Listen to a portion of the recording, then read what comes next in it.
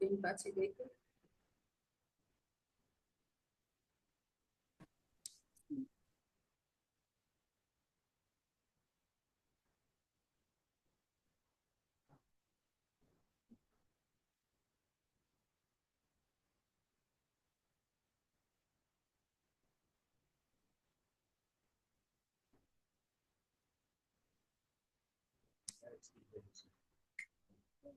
Sharing तो था ही, वापस कैसे चला गया पता नहीं।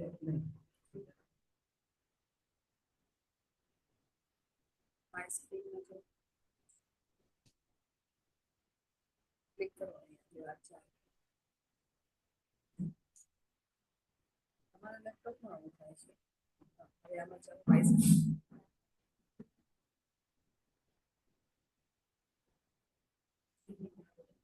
स्टॉप शेयर करेंगे।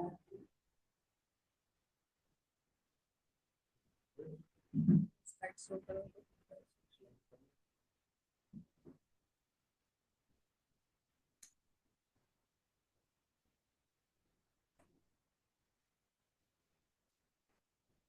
ओके। सो अभी हम रेनफॉल और इनफिल्ट्रेशन, ये दो पैरामीटर जो प्रोसेसेस है हाइड्रोलॉजिकल साइकिल के, उसके बारे में हमने समझा। अभी third one is run of. तो रन ऑफ क्या है और उसके इन्फ्लुएंसिंग पैरामीटर्स क्या है, उसको कैसे समझना है, उसके ऊपर हम थोड़ी बात करेंगे। As we all know that कि run off is part of water cycle, जहाँ पे water flows over the land. जो surface water, as a surface water, जब बारिश गिरती है तो जितने भी सरफेस वाटर स्ट्रक्चर्स हैं वो भर जाते हैं। जो इनफिल्ट्रेशन होना है वो इनफिल्ट्रेशन हो जाता है। उसके बाद जो जमीन की सतह से, जो सरफेस से जो पानी बह के एक जगह से दूसरी जगह जाता है, उसको हम रन ऑफ बोलते हैं। The term overland flow means the draining of or flowing out of precipitation from a basin area through a surface channel after filling all the surface and subsurface losses। ये एक definition जो है Dubai ने 1997 में दी है। उसमें उनका definition ऐसा है कि एक बेसिन है, कोई एक एरिया है जिसमें जितने भी सरफेस वाटर स्ट्रक्चर्स है उसको, उसका भर जाने के बाद, और जो सब सरफेस लॉसेस है, लॉसेस इसमें उसने बताया है एक्चुअली वो इनफिल्ट्रेशन है या फिर रिचार्ज है, वो हो जाने के बाद जो सरफेस से जो रनिंग वाटर है, वो रनिंग वाटर को हम रन ऑफ कहते हैं। इसीलिए जो रन ऑफ, रन वर्ड वहां से आया है कि रनिंग वाटर है, ऑफ मतलब वो वहां से निकल जाता है पानी। तो जहाँ पे बारिश गिरती है उसमें से पार्ट ऑफ वाटर जो है वो बह के जो निकल जाता है उसको हम रन ऑफ बोलते हैं। रन ऑफ कैसे जनरेट होता है इसकी अगर हम बात करें तो आपको भी मतलब ये नॉर्मल फिनोमिनन हम सब देखते हैं कि जैसे बारिश गिरती है तुरंत रन ऑफ जनरेट नहीं होता है, ठीक है ना। तो runoff generated when infiltration excess overland flow, मतलब इनफिल्ट्रेशन हो जाता है, फिर जब रन प्रेसिपिटेशन है वो ज्यादा है लेकिन इनफिल्ट्रेशन अब स्लो हो गया है, तब जाके वो ओवरलैंड फ्लो है वो जनरेट होता है। Okay, saturation excess overland flow which occurs when precipitation fall on temporarily or permanently saturated land surface। पहली जब बारिश आती है तो क्या होता है कि जो पोर्स है, वॉल्स है, जमीन जो है वो ड्राई है, तो पहले इनफिल्ट्रेशन होता है। और जब प्रेसिपिटेशन की इंटेंसिटी जो है वो इन्फिल्ट्रेशन की रेट से ज्यादा होती है तब ओवरलैंड फ्लो जनरेट होता है। और दूसरी सिचुएशन ये है कि जब लैंड सरफेस परमानेंटली सेचुरेट हो जाता है तब जाके ओवरलैंड फ्लो जनरेट होता है। इसीलिए हमने सिटीज में जो फ्लड सिचुएशन जो क्रिएट होती है तो हम उसमें काफी बार बताते हैं कि पूरा एरिया जो है वो पेव्ड हो गया है, मतलब रोड्स है या जहाँ पे ओपन लैंड है वहां पे पेवर ब्लॉक्स लगा दिया है, पेविंग ज्यादा है। तो ड्यू टू दैट जो इनफिल्ट्रेशन होता ही नहीं है तो सारा का सारा पानी जो है वो बहता है as a runoff, as a overland flow. तो वो एक जगह से बह के दूसरी जगह पे जहाँ लो लेइंग एरिया है वहां पे वो डिपॉजिट होता है। तो रन ऑफ जो है वो इनफिल्ट्रेशन रेट और उसके साथ प्रेसिपिटेशन का क्या रेट है उस पे भी डिपेंड करता है। सेकंड थिंग है कि एक तो बारिश आ जाने के बाद वो कंटिन्यूस अगर है तो जब जो स्ट्रेटा है, सॉइल है, वो सेचुरेट हो जाती है, तब भी रन ऑफ जनरेट होता है। तो जब हम रन ऑफ कैलकुलेशन की बात करते हैं, जब हम रूफ रेन वाटर हार्वेस्टिंग आपने कहीं ना कहीं प्लान किया होगा या किया होगा, तो हम 90% रन ऑफ मानते हैं, क्योंकि हम जो रूफटॉप का पानी लेते हैं, तो रूफटॉप जो है वो पूरा पेड़ टाइल्स लगाया हुआ है, वो है, तो उसमें कोई लॉसेस नहीं होती है। तो जितना भी पानी गिरता है उतना पानी हमको हम स्टोर कर सकते हैं। उसका जब हम बजटिंग करते हैं कि हमारे पास कितना इनपुट है, तो इनपुट में हम 90-95% हम पानी रन ऑफ का, टोटल रेनफॉल का पानी हम ऐसा रन ऑफ ले लेते हैं।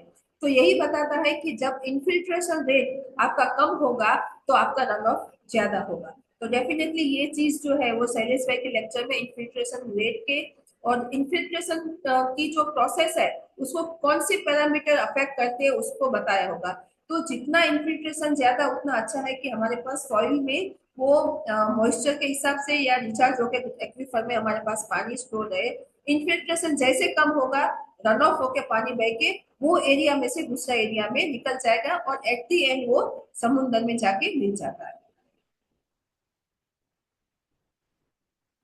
तो रन ऑफ को कौन से पैरामीटर्स है कि जो अफेक्ट करते हैं, वो अगर हम देखें तो हमें ये पता है कि काफी सारी प्रोसेस साइमल्टेनियसली होती है। पानी गिरता भी है, थोड़ा बहता भी है, इन्फिल्ट्रेशन भी होता है।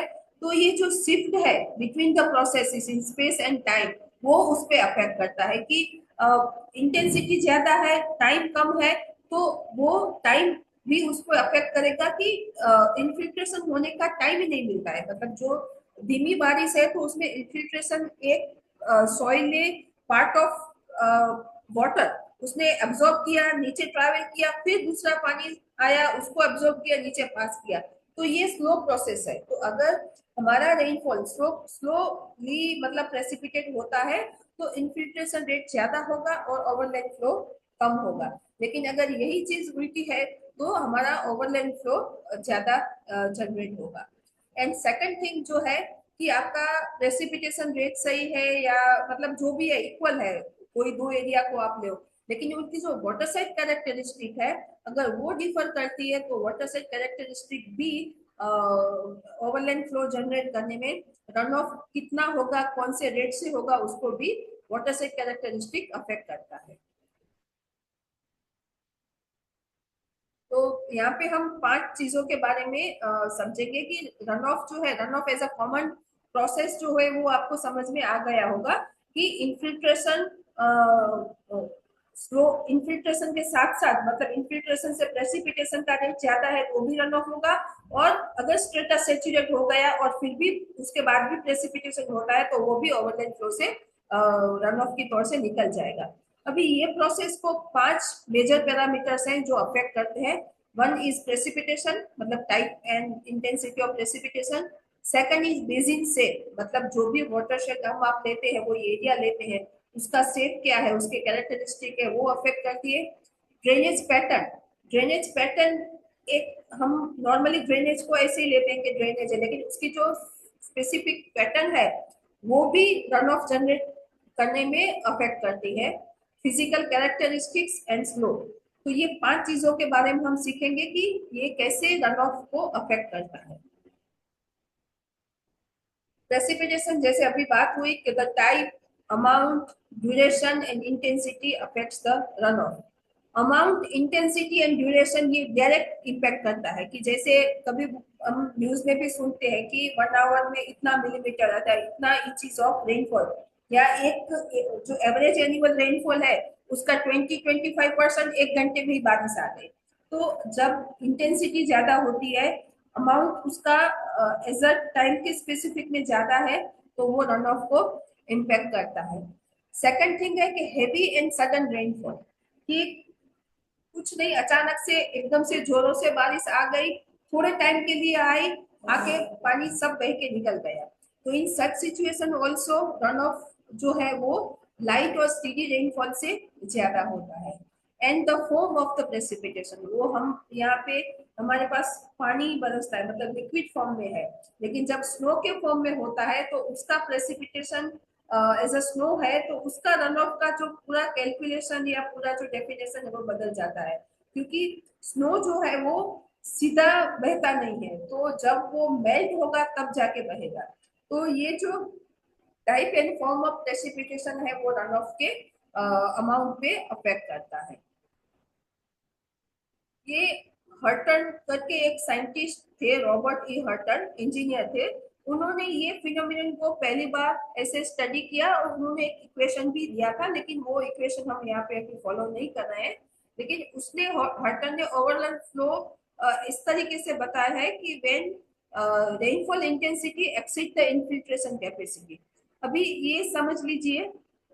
हाँ, तो out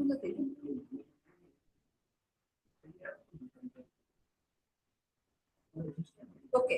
so right hand side पे जो हिली एरिया बताया है और लेफ्ट हैंड साइड पे जैसे स्लोप है, मतलब तो जो स्लोप जो है वो राइट टू लेफ्ट है। तो आप देखिए कि इसका 3 डिवीजन किए हैं। जो राइट हैंड साइड वाला डिवीजन है दैट इज मतलब हिली एरिया है, और वहां पे जो ये ब्लू कलर का जो ऊपर स्ट्रिप दिखाई है वो वाटर है, मतलब रेनफॉल है, ठीक है ना। और ये ब्राउन कलर का जो है वो ओवरलैंड फ्लो की डेप्थ है, मतलब वो सॉइल के अंदर मॉइस्चर के रूप में उसको सेचुरेट करके पानी बहता है। तो हम देखेंगे कि जो हिल पे है तो वो ओवरलैंड फ्लो की जो थिकनेस है वो कम है, तो वहां पे इरोजन इतना नहीं होता है। लेकिन जैसे ही स्लोप बढ़ता है, आप मिडल पोर्शन में आइए, तो एक्टिव इरोजन होता है वहां से। जब स्लोप आता है तो एक्टिव इरोजन होता है, सेडिमेंट्स उसके साथ जाते हैं, वाटर की जो डेप्थ है वो भी ज्यादा है। और जब लो एरिया में आते हैं तब वहां पे वो सारी चीजें डिपॉजिट होती है, और ऊपर से जो पानी बहते निकलता है उसकी जो स्पीड है, उसका जो रेट है वो कम है। तो इस तरीके से वाटर इंजीनियर ने इस तरीके से पूरा रन ऑफ का ओवरलैंड फ्लो का एक पिक्चर जो है, एक स्टैंडर्ड वाटर शेड, एक स्टैंडर्ड लैंड प्रोफाइल जो है स्लोप के हिसाब से यहाँ पे दिखाने की कोशिश की है।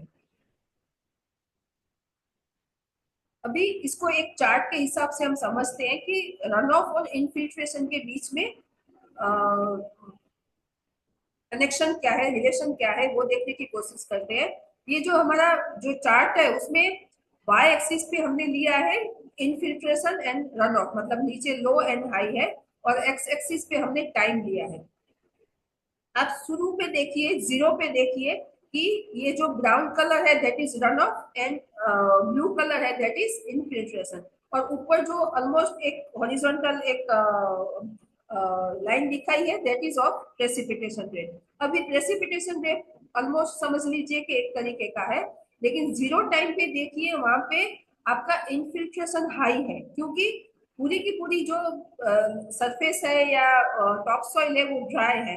तो जैसे ही पानी आएगा वो 100% एब्जॉर्ब करेगा, मतलब हाईएस्ट इनफिल्ट्रेशन रेट जो है जब वो पहली बारिश गिरती है तब होता है। तो जैसे जैसे टाइम बढ़ेगा वैसे वैसे इनफिल्ट्रेशन थोड़ा थोड़ा कम होता जाएगा और रन ऑफ जनरेट होना शुरू होगा।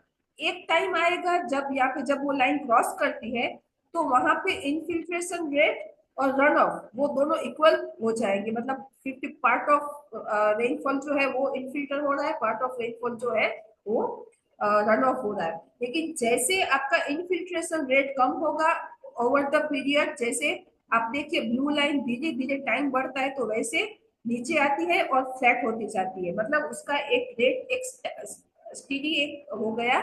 और उसके बाद आप देखो तो रन ऑफ जो है वो ज्यादा मतलब इंक्रीज हो रहा है। सो ये जो है कि इनफिल्ट्रेशन रेट जैसे जैसे डिक्रीज होता है वैसे वैसे आपका रन ऑफ जो रेट है वो इंक्रीज होता है। तो ये एक रिलेशन है रन ऑफ और इनफिल्ट्रेशन के बीच में। तो जब एग्रीकल्चर की बात आती है, जो मॉनसून बेस्ड जो फार्मिंग है उसमें आप देखो तो फार्मर यही करते हैं कि कैसे इनफिल्ट्रेशन को बढ़ाया जाए ताकि उनके फार्म में से पानी बह के निकल ना जाए। वहां पे दूसरे भी पैरामीटर्स अफेक्ट करते हैं कि पानी बहने के साथ उसके जो न्यूट्रिएंट्स हैं या जो भी उन्होंने कुछ फर्टिलाइजर या मैन्योर्स डाले वो भी बह जाएगा। तो वहां पे इनफिल्ट्रेशन जैसे जितना ज्यादा होगा उतना ही रन ऑफ उनका कम होगा।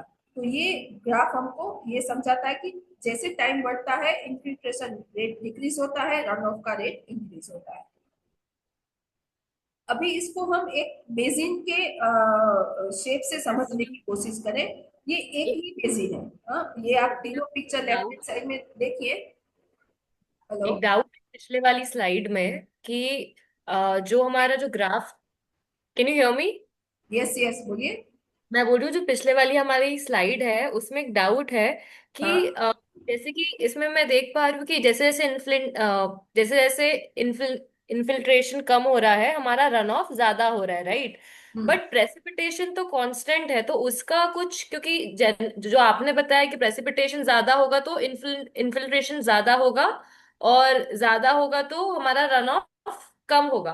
बट इसमें जो इनफिल प्रेसिपिटेशन का रेट है वो तो कांस्टेंट ही है, तो how it is affecting in this particular graph? See, यहाँ पे समझ लीजिए प्रेसिपिटेशन ये है, ठीक है। कलर में जैसे देखा तो क्या है? आपको वो स्क्रीन पे दिख रहा है, मैं कुछ ड्रॉ कर रही हूँ हाँ तो हाँ हाँ हाँ, दिख रहा है दिख रहा है। दिख रहा है।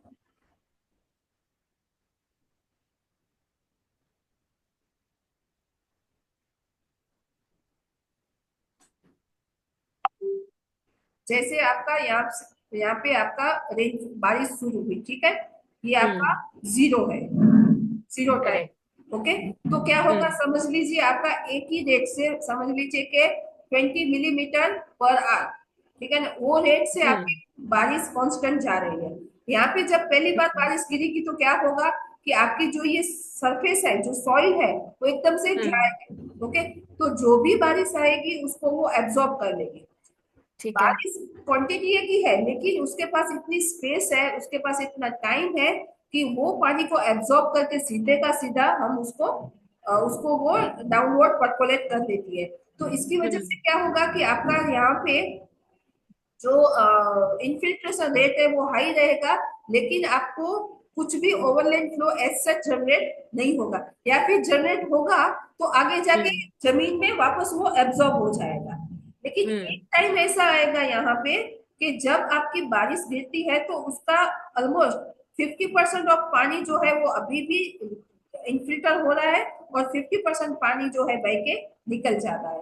लेकिन एक टाइम के बाद आपका ये जो डिजाइन है वो पूरा का पूरा सेचुरेट हो गया है। तो अभी उसको क्या करना पड़ेगा, उसके नीचे के डिजाइन में उसको परकोलेट करने की जरूरत पड़ेगी। यहाँ पे भर गया है तो उसको वापस, जैसे मुझे भूख लगी है तो आप जो भी खाना देंगे पहले मैं अब्सॉर्ब कर लूंगी, दूसरा दे दूंगी, लेकिन मुझे जब पास ऑन करना है तो एक टाइम चाहिए। तो ये डिजाइन में जब पानी आएगा, ये पूरा सेचुरेट हो गया, तो ये यहाँ पे जब पास होगा तब जाके यहाँ पे स्पेस होगी। तो इसमें उसको बहुत टाइम लगता है। जब टाइम की बात आती है तो अगर यहाँ पे एब्जॉर्ब नहीं हुआ तो आपका जो रन ऑफ का जो रेट है वो बढ़ सकता है।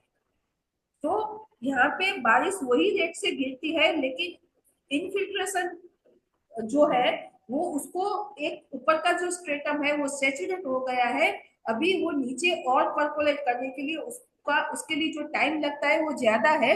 तो वो उसकी वजह से आपका जो ओवरलैंड फ्लो जो है वो जनरेट ज्यादा होता है। ठीक है। ठीक है। यहाँ पे चीज ये है कि समझ लीजिए यही सिचुएशन है, लेकिन आपका जो इंटेंसिटी है ये एक नॉर्मल हम्म। बारिश की बात हुई है। अगर इंटेंसिटी आपकी ज्यादा है तो शायद आपका जो ग्राफ है वो सीधा ऐसे ही हो सकता है, सीधा सीधा ऐसे ही हो हम्म। सकता है। ठीक है ना। इन्फिल्ट्रेशन का आपको चांस ही नहीं मिला जब आपका इंटेंसिटी बहुत ज्यादा है तब। हम्म। मैम मैम इसका मतलब नीचे जो हम परकोलेशन का भी वो बात कर रहे हैं, तो हाँ। परकोलेशन का रेट और उस पे भी डिपेंड रहेगा ना, इन्फिल्ट्रेशन का यस वो टाइम और वो सब। यस, इसीलिए आप देखिए कि जो हार्ड रॉक एरिया है, ठीक है ना, एक हर हम्म। एक पैरामीटर क्यूमुलेटिव अफेक्ट करता है। हम बारी बारी एक एक पैरामीटर समझ रहे हैं। आपका स्लोप भी है और हार्ड रॉक है, तो आप सोचिए इन्फिल्ट्रेशन रेट क्या होगा। कुछ होगा ही नहीं ज्यादातर, ठीक है ना। तो जो कम भी होगा। पानी है वो बह के निकल जाएगा। जैसे आपका स्लोप कम होता है, दैट मीन्स जो, इसीलिए तो वो जो ऊपर वाला जो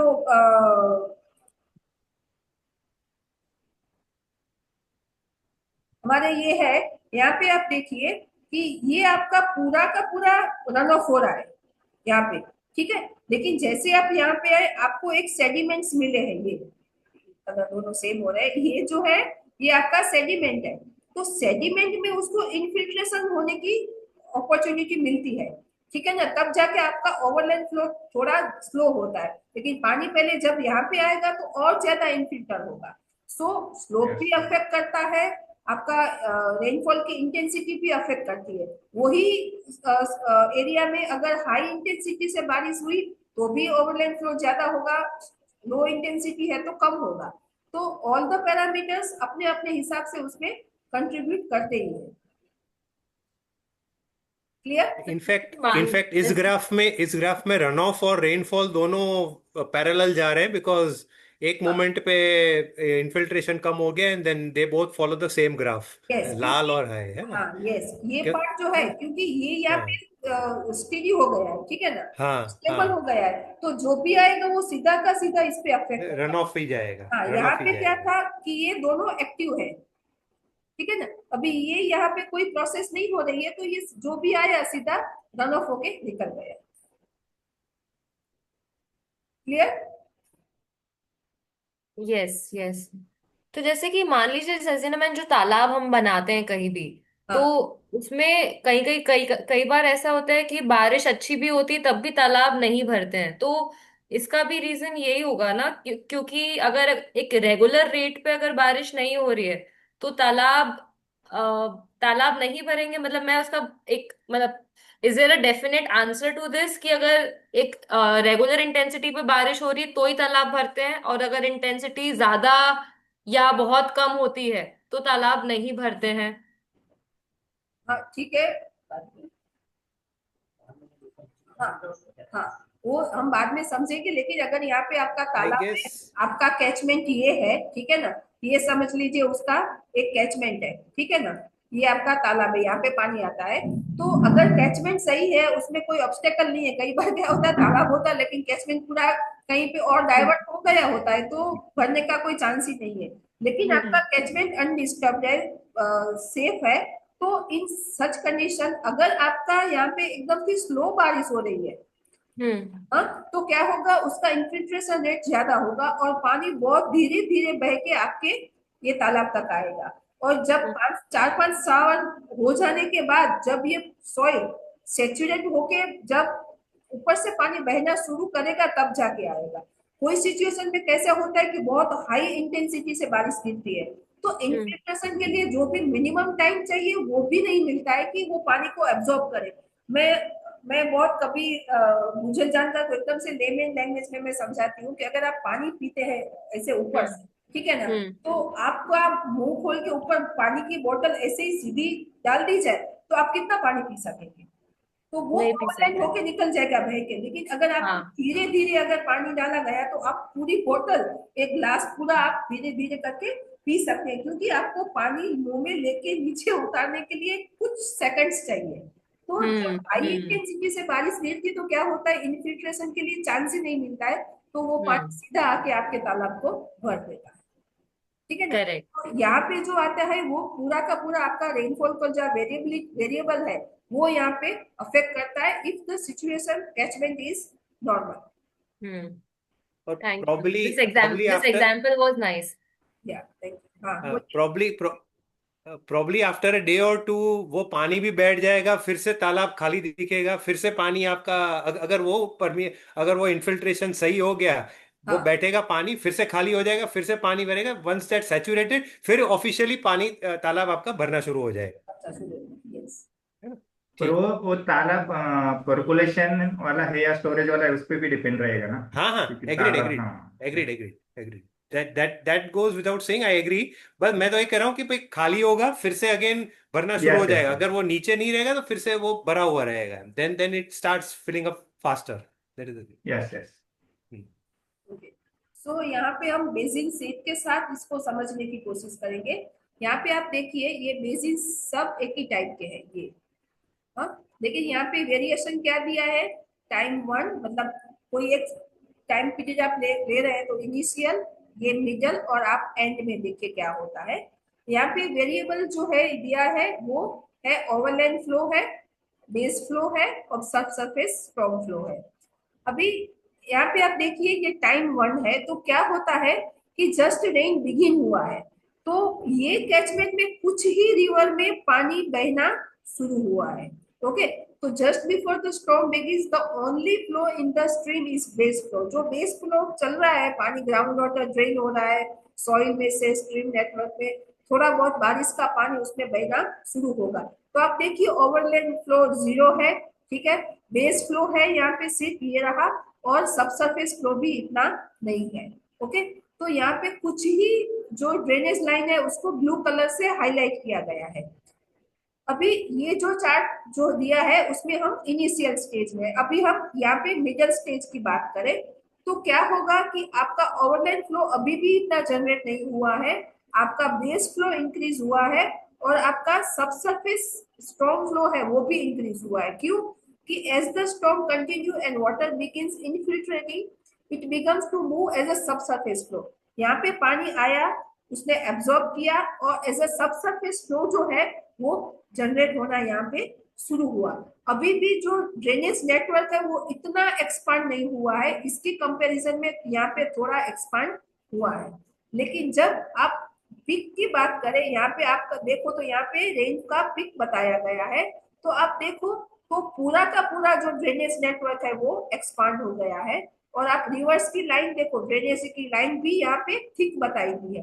तो यहाँ पे क्या बताते हैं कि ये आपका बेस फ्लो भी हो गया सेचुरेट, आपका सबसरफेस फ्लो भी सेचुरेट हो गया, तब जाके क्या होगा, ये ओवरलैंड फ्लो ये टाइम 2 तक जो एक मतलब बहुत मिनिमल है, वो सीधा आपका हाई होके पानी आपका वाटरशेड से बह के बाहर निकल जाएगा। तो आप जो तालाब के बारे में बात कर रहे हैं ना, जो तो समझ लीजिए ये उसका वाटरशेड है और यहाँ पे तालाब है, तो ये इस सिचुएशन में नहीं भरेगा, यहाँ पे थोड़ा बहुत पानी आएगा, लेकिन जब ये सिचुएशन आएगी तो आपका तालाब जो है वो पूरा भर जाएगा। तो एक स्टैंडर्ड एक अगर बेसिक है तो उसके साथ इस तरीके के से जो प्रेसिपिटेटेड रेन है, मतलब पानी है, वो इस तरीके से फ्लो होके कैचमेंट से बाहर निकलेगा।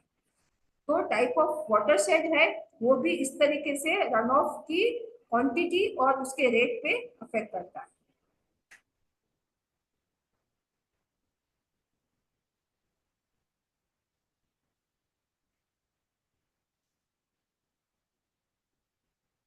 यहाँ पे हमने एक हाइड्रोग्राफ बनाने की कोशिश की है, जिसमें हमने लिया है आपका बेसिन का स्केल लिया है और शेप लिया है। समझ लीजिए हम यहाँ पे स्केल की बात कर रहे हैं, पहले हम ये जो है स्केल की बात करें फर्स्ट चार्ट में, तो एक एक बड़ा वाटरशेड है, उसका अगर छोटा ही एरिया है, समझ लीजिए 1 स्क्वायर किलोमीटर का बेसिन एरिया है, तो क्या होगा, यहाँ पे रिवर का डिस्चार्ज बताया है और यहाँ पे हमारा टाइम बताया है, ठीक है। तो क्या होगा, फट से बेस फ्लो जनरेट होगा और फिर वापस फ्लैटन हो जाएगा। लेकिन अगर आपका एरिया जैसे जैसे बढ़ता है, तो जैसे हमने प्रीवियस स्लाइड में देखा कि ड्रेनेज नेटवर्क एक्सपांड होगा, जैसे जैसे ड्रेनेज नेटवर्क एक्सपांड होगा उसको कुछ टाइम लगेगा ओवरलैंड फ्लो जनरेट करने के लिए। तो यहाँ पे कुछ टाइम के बाद ओवरलैंड फ्लो जनरेट होगा और एक टाइम तक वो चलने के बाद फिर फ्लैटन होगा। लेकिन जब आपका एरिया और बड़ा है आपका वाटरशेड, तो आपका ड्रेनेज नेटवर्क और ज्यादा एक्सपांड होगा, तो एक काफी टाइम के बाद वो ओवरलैंड फ्लो जनरेट होगा और एक लार्ज टाइम मतलब लॉन्ग टाइम के लिए आपका ओवरलैंड फ्लो जो डिस्चार्ज जो है वो ज्यादा टाइम तक वो स्लोली स्लोली वो उसमें से बह के निकलेगा। तो जितना आपका बेसिन छोटा है तो आपका राइज एंड फ्लो फॉल जो है वो जल्दी होगा, जैसे जैसे आपका बेसिन एरिया बढ़ता जाता है आपका जो टाइम के हिसाब से राइज एंड फ्लो जो है वो धीमे होता जाता है। ये हुआ बेसिन स्केल के, एक ही टाइप का बेसिन है लेकिन इसका स्केल आप 1 किलोमीटर स्क्वायर किलोमीटर से 100 स्क्वायर किलोमीटर की बात आई तब का।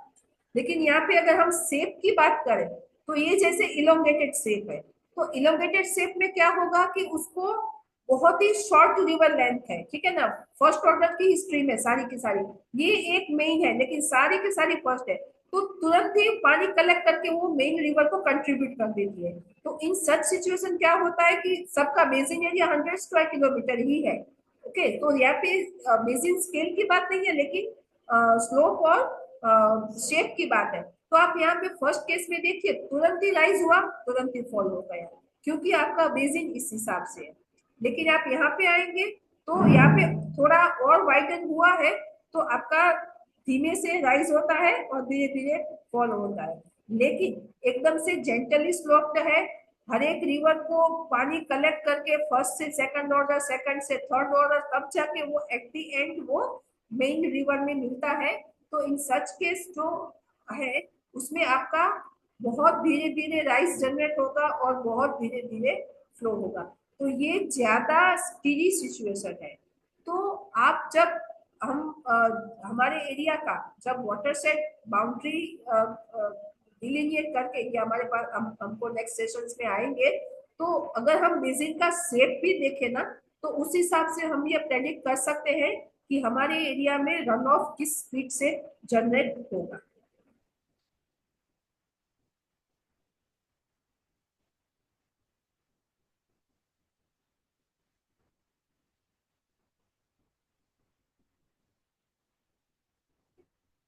अब ड्रेनेज पैटर्न की बात करें, वो वही जो प्रीवियस स्लाइड जो है उसी को रिफ्लेक्ट करती है, लेकिन यहाँ पे हमने स्पेसिफाइड किया है कि ये ड्रेनेज पैटर्न जो है वो आप देखो तो ये यहाँ पे बाइफर्केशन रेट 0 है, मतलब सीधा यहाँ पे मिला, सीधा यहाँ पे मिला, तो सब फर्स्ट ऑर्डर की ही स्ट्रीम्स है। तो इन सच सिचुएशन वो एकदम से डिस्चार्ज होके पानी खत्म हो जाएगा। लेकिन जब मोर कॉम्प्लिकेटेड है, देखिए आप फर्स्ट ऑर्डर, सेकंड ऑर्डर और थर्ड ऑर्डर, मतलब इनिशियल जो है उसको फर्स्ट बोलते हैं, फिर ये आपकी सेकंड ऑर्डर है और ये आपकी थर्ड ऑर्डर है, तब जाके ये यहाँ पे पानी मिलता है।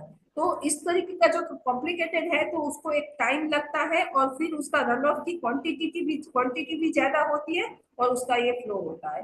तो इस तरीके से हम हमारी ड्रेनेज पैटर्न को भी स्टडी करके रन ऑफ का थोड़ा अंदाजा हम यहाँ पे लगा सकते हैं। सिमिलरली यहाँ पे हम हाइट की बात करें तो सॉरी स्लोप की बात करें तो जैसे हाइट होगी इंटेंसिटी एंड स्लोप प्रॉपर्टीज जो है वो रन ऑफ को अफेक्ट करती है। यहाँ पे आप देखो ये हाइट है और ये डिस्टेंस है, तो जितना स्टीप स्लोप होगा आपका जो हाइड्रोग्राफ है वो ऐसे बनेगा, लेकिन आपकी हाइट कम है और डिस्टेंस ज्यादा है तो आपका प्रोफाइल ऐसे बनेगा।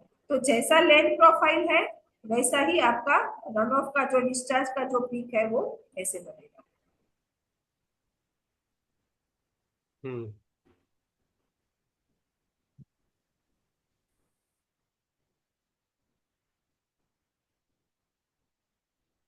लैंड यूज हम सब जानते हैं कि लैंड यूज एंड वेजिटेशन जो है वो भी रन ऑफ को अफेक्ट करता है।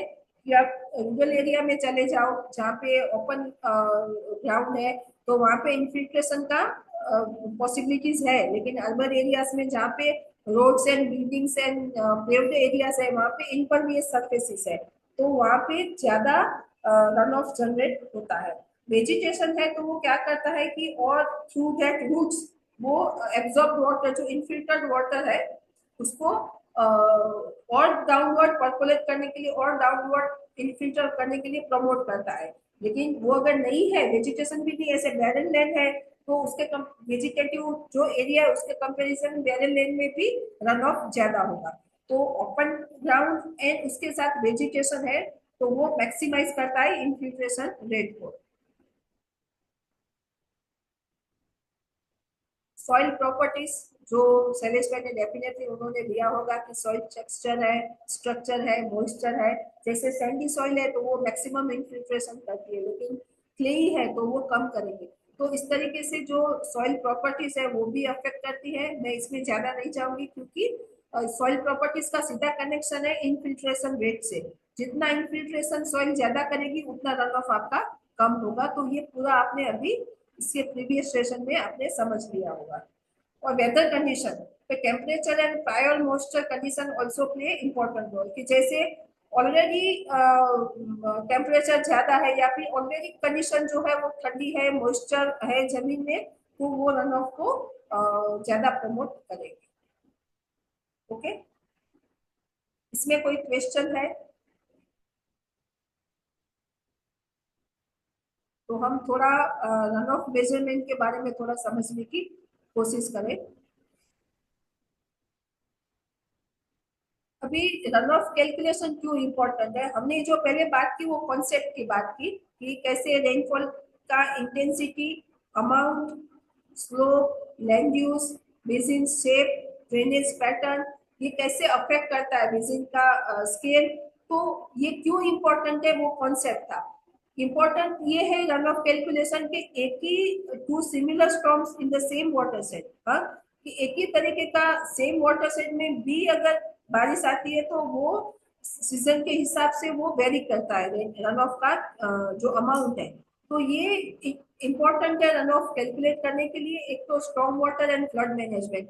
आप ये समझिए कि कोई भी सिटी एरिया है तो उनको वो स्ट्रॉन्ग वाटर क्या होगा, फ्लड किस एरिया में आएगा, वो समझने के लिए उनको एक शॉर्ट पीरियड के लिए रन ऑफ का कैलकुलेशन करते हैं। उनका पूरा सीजन में क्या बारिश आई, जब ये रन ऑफ कैलकुलेशन जिसके लिए इम्पोर्टेंट है, आपका ऑब्जेक्टिव क्या है। तो अगर आप म्यूनिसिपैलिटी को देखो या फिर इंजीनियर्स को देखो, इंफ्रास्ट्रक्चर डेवलपर्स को देखो, तो वो क्या समझते हैं कि एक शॉर्ट पीरियड में, समझ लीजिए 1 घंटे में कितना पानी आएगा और कौन सी रेट से रन ऑफ जनरेट होगा, तो कौन सी एरिया में फ्लड जनरेट होगा।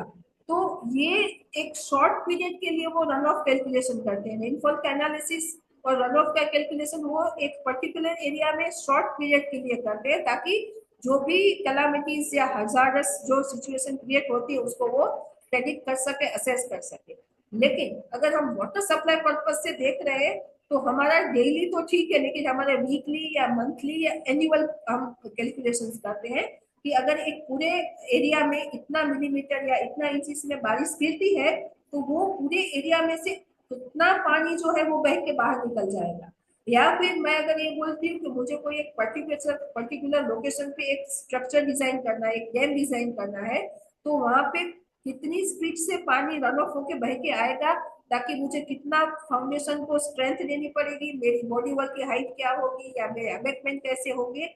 तो ये दोनों अलग अलग पर्पस है। Storm water flood management short period के लिए है, लेकिन वाटर सप्लाई पर्पज से आप देखो तो उसमें भी दो पार्ट है कि एक स्ट्रक्चर डिजाइन करने के लिए आपको सिर्फ ये चाहिए कि कौन सी स्पीड से वो स्ट्रक्चर को रन ऑफ वाटर का धक्का लगने वाला है, उस हिसाब से उसको स्ट्रेंथन करना है। लेकिन क्यूमुलेटिव आप वाटर बजटिंग की बात करो तो पर्टिकुलर एरिया में आपका एनुअली कितना प्रेसिपिटेशन, मतलब कितना बारिश से पानी आएगा, समझ लीजिए 100 क्यूबिक मीटर पानी आया तो उसमें से कितना पानी बह के निकल गया, वो कैलकुलेशन करना बहुत जरूरी है, ताकि आप एनुअल जो डिमांड है, ह्यूमन डिमांड है, एग्रीकल्चर की डिमांड है, उसको हम क्वांटिफाई करके उसके साथ मैच कर सके। तो रन ऑफ कैलकुलेशन जो है कि बहुत इंपॉर्टेंट है। हम जो बारिश का जिस तरीके से कैलकुलेशन करते हैं वैसे ही रन ऑफ का कैलकुलेशन होगा।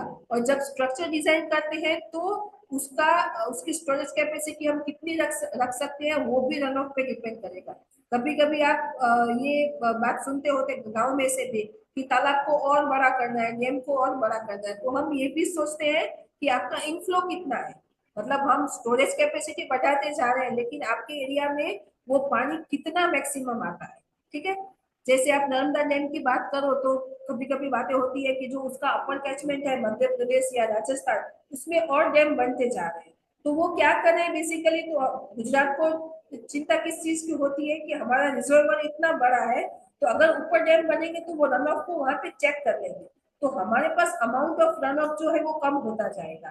तो यहाँ पे जो रन ऑफ की कैलकुलेशन की बात होती है वो एनुअल बेस पे होती है, वो water supply point of view से होती है।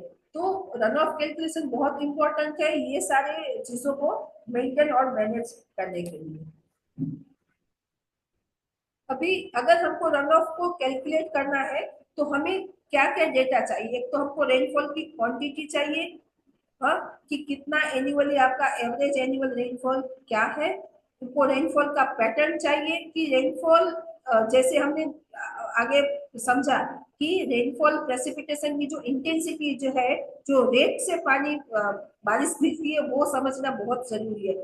जितनी ज्यादा इंटेंसिटी आपका रन ऑफ ज्यादा होगा।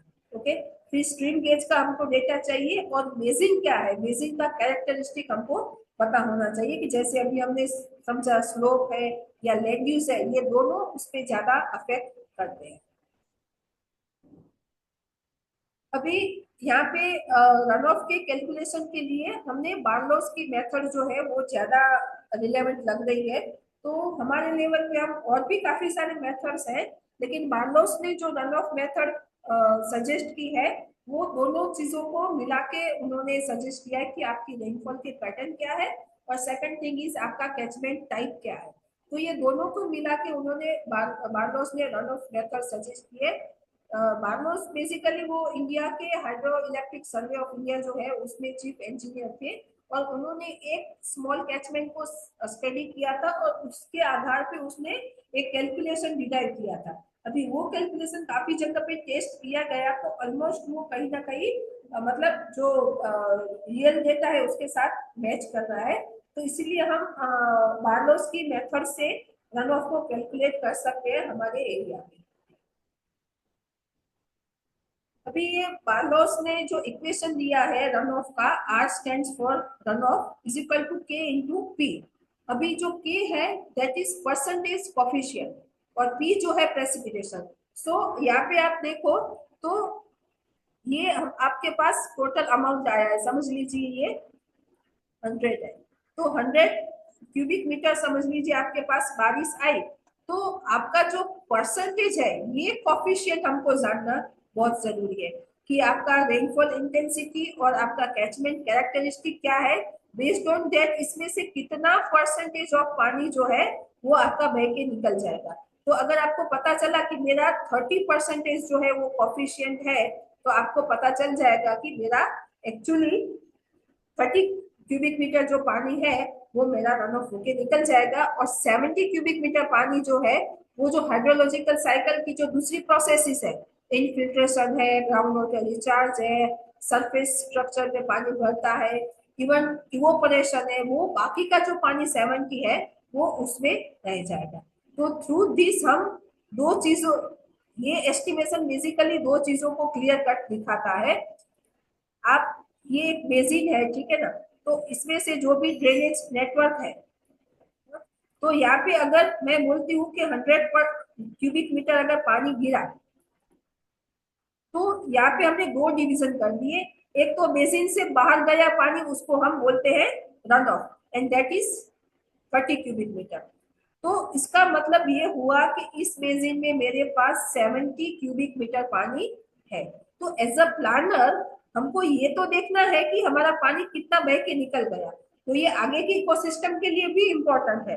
लेकिन मेरे पास अगर ये 70 है तो वो 70 को कैसे मैनेज करना है, ठीक है ना। तो जब और हमने जो वाटर डिस्ट्रीब्यूशन की पहली स्लाइड में हमने देखा था कि 38% जो 1% फ्रेश वाटर है उसको भी अगर 100 माना जाए तो सॉइल मॉइस्चर में हमारे पास 38% है। तो नॉर्मली जब डेवलपमेंट सेक्टर की बात आती है तो ये समझते हैं कि हमारे पास कितना रन होगा। अच्छा 30 क्यूबिक मीटर पानी हमारा बह के निकल गया, अरे उस 30 को छोड़िए, आपके पास ऑलरेडी बेसिन में 70% है तो how you are managing that 70%।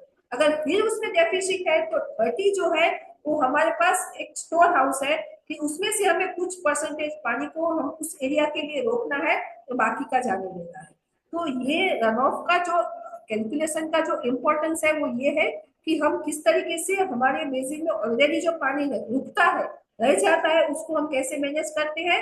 Extra जो डेफिसिट है उसमें हम रन ऑफ को कंसीडर करें, ना कि रन ऑफ पे हमारा 100% फोकस होना चाहिए।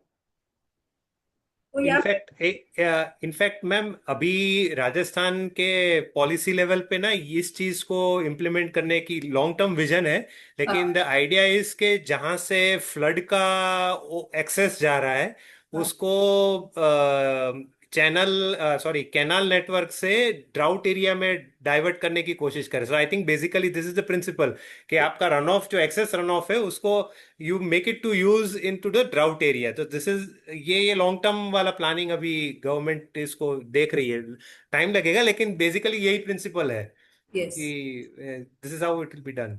ठीक है मैम एक क्वेश्चन था, जो आपने बार्लोस रन ऑफ मेथड का फॉर्मूला दिखाया उसमें जो परसेंटेज कोएफिशिएंट है वो हम कैसे फिक्स करते हैं कि इस एरिया में कितना कोएफिशिएंट है, और सॉइल के बेस से कैसे फिक्स करते हैं? बस इसी का टेबल में अभी दिखा रही हूँ आपको कि अभी आगे टेबल आएगा।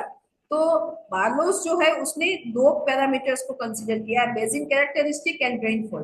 तो पहले बेसिक कैरेक्टरिस्टिक हम समझ लेते हैं। उसने कोई भी एरिया को मेजर 5 क्लासेस में डिवाइड किया है, A B C D E.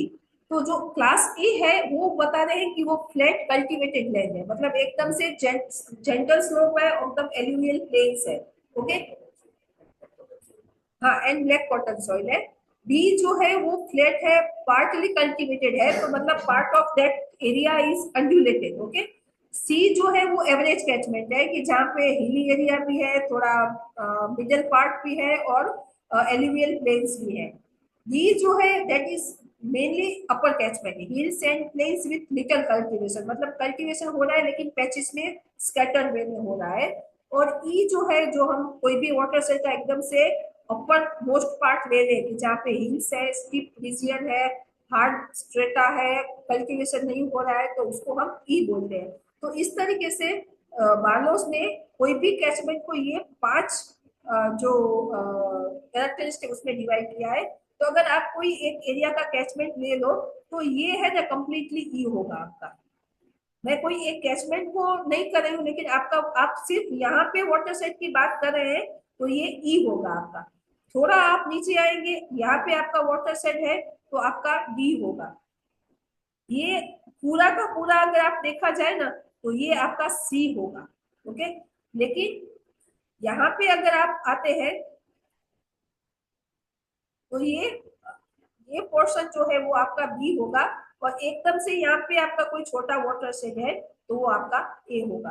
तो आप एक्चुअली, आपका स्टडी पॉइंट क्या है, वाटर शेड डिलिमिनेशन का हम बाद में सिखाएंगे, लेकिन आप बोल रहे हैं कि आपका जहाँ से पानी आपका रन ऑफ, आप बता रहे हैं कि यहाँ से मेरा पानी बाहर निकल जाता है, ये एक एरिया में से, ये मेरा स्टडी पॉइंट है। तो इसकी कैरेक्टरिस्टिक इसमें से कौन सी है, A B C D E.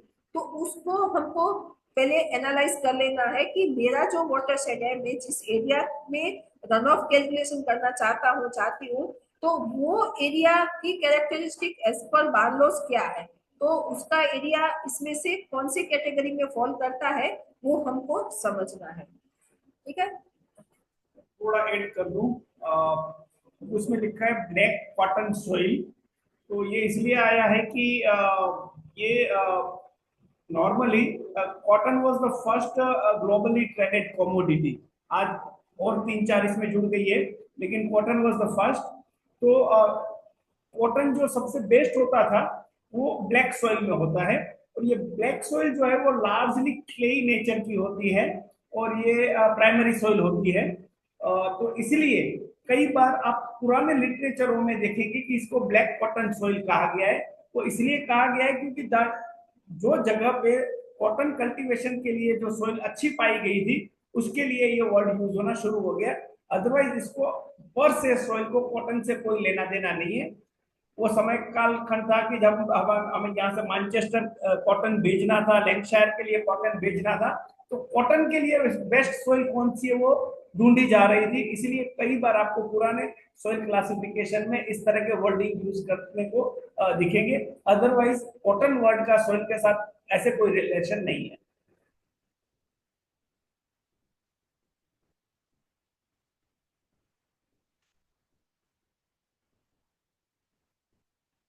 Okay. सो फिर जो रेनफॉल क्लासिफिकेशन है, उसको उन्होंने 3 कैटेगरी में डिवाइड किया है। हम हमारे एरिया के हिसाब से इसको थोड़ा बहुत मॉडिफाई कर सकते हैं, कि समझ लीजिए कि 25 मिलीमीटर पर डे, उससे भी अगर कम है तो उसको लाइट कैटेगरी में माना गया है। 25 to 75 मिलीमीटर पर डे तो उसको मीडियम, एंड अगर more than 75 millimetre per day, एक ही दिन में 75 मिलीमीटर से ज्यादा अगर बारिश हो जाती है, तो उसको कंटिन्यूअस डाउनपोर की कैटेगरी में डाला गया है।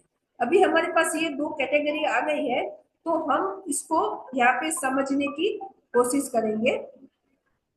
उसमें नेचर ऑफ रेनफॉल जो हमने लाइट, मीडियम और कंटिन्यूअस डाउनफॉल ये पहले समझा, और ये कैचमेंट टाइप हम यहाँ पे देख ले, A B C D E. तो हमको ये देखना है कि हमारा जो एरिया है, बेसिन है, इसमें से कौन सी कैटेगरी में है। पहले हमको ये समझ लेना है कि हमारे एरिया का रेनफॉल का पैटर्न जो है, तो जो हमने पहले सेशन में बात की कि हमें हमारा रेनफॉल पैटर्न समझ लेना जरूरी है। आप पिछले 100 ईयर्स का डेटा देख सकते हैं। जैसे मैं ऐसा भी नहीं है कि आप 100 ईयर्स के डेटा देखो और सिर्फ उसी को मान के चलो। कभी कभी क्या होता है कि 100 ईयर्स का डेटा आपको एक पिक्चर देते हैं, लेकिन अगर आप एक्सट्रीम हाई या एक्सट्रीम लो का स्टडी करेंगे और अगर वो कोई एक पीरियड में ही कंटिन्यूअसली चेंज हो रहा है, जैसे कच्छ की बात करें तो आई थिंक 2008-9 के बाद इतना ड्राउट कंडीशन नहीं हुई है। लेकिन अगर हम 100 ईयर की बात करेंगे, मतलब 1925 से 2025 की बात करें, तो जो बिफोर 2000 के जो 75 साल है उसमें काफी ड्राउट्स थे, तो वो आज के पिक्चर को काफी बदल देंगे। लेकिन अगर आप पिछले 15 साल की 20 साल की बात करो तो more than average annual rainfall जो 340 कच्छ का माना जाता था उससे ज्यादा बारिश हो रही है। तो हमें वो देखना है कि हमारे एरिया का रेनफॉल पैटर्न क्या है, किस तरीके से चेंज हो रहा है, और इसमें से हम हमारी कैटेगरी कौन सी है वो हमको ये जो वर्टिकल कॉलम है उसमें हमको पहले सेट कर देना है।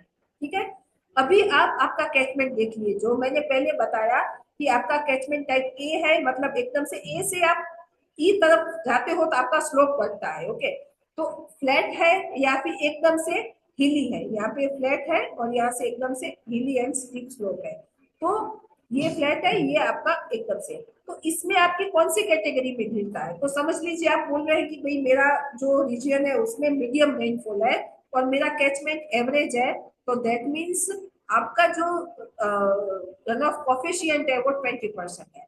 मतलब अगर 100 मिलीमीटर 100 क्यूबिक मीटर बारिश गिरती है तो इसमें से आपका 20 क्यूबिक मीटर पानी जो है वो बह के उस पॉइंट से बाहर निकल जाएगा, मतलब फर्दर मेन स्ट्रीम में जाएगा, और 80 क्यूबिक मीटर पानी जो है वो आपके कैचमेंट में रहता है। अभी वो 80 क्यूबिक मीटर आपका सरफेस स्टोरेज हो सकता है और आपका इनफिल्ट्रेशन से सॉइल मॉइस्चर हो सकता है या ग्राउंड वाटर रिचार्ज भी हो सकता है। ठीक है ना? तो थ्रू दिस कोफिशिएंट टेबल से हम हमारे एरिया का रन ऑफ को हम एस्टिमेट कर सकते हैं। यहाँ पे एक चीज बहुत ध्यान में रखने की जरूरत होती है, वो होती है यूनिट्स, क्योंकि हमारे पास रेनफॉल जो है वो मिलीमीटर और इंच में होता है। यहाँ पे आपको जो दो खास करके आपको पैरामीटर चाहिए वो है आपका रेनफॉल है, आपका बेसिन का एरिया है, और उससे रेनफॉल और बेसिन के एरिया से आप,